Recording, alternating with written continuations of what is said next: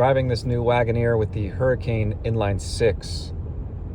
Now, I spent a few days with this new Wagoneer, and I will say it is extremely smooth. It reminds me of the new S500 that I owned for a brief period, and it drives extremely nice.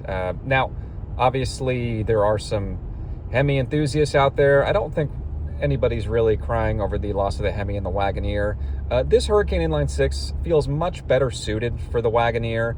It's very smooth. Now, what I will say is if you've spent any time in the Hemi, you know that instant punch that you get off the line. It doesn't quite have that. If you want to get any real power, you really have to keep your foot down and let it spool up a bit from the turbos. But this Hurricane Inline 6 is just buttery smooth. And if we give it a little bit of punch here, yeah, it just gets up and goes. And, you know, as far as the sound, feels much better suited in something like a Wagoneer rather than a Ram. It's much more of, sounds like a BMW, and or even the new Mercedes. You know, they have a very similar type of engine with the Inline 6.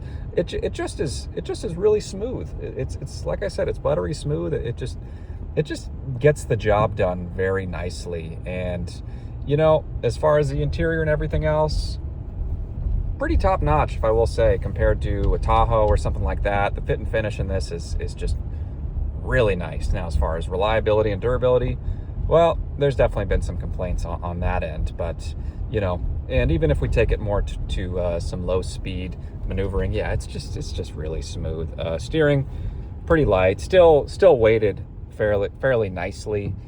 You know, it doesn't feel dead or anything like that. It feels very direct. And, you know, but yeah, that initial punch off the line, it's not quite like a Hemi. You know, it's going to be different. It's a lot more smooth. It's not going to jerk you back in your seat, but if you give it a little juice, it gets up and it goes.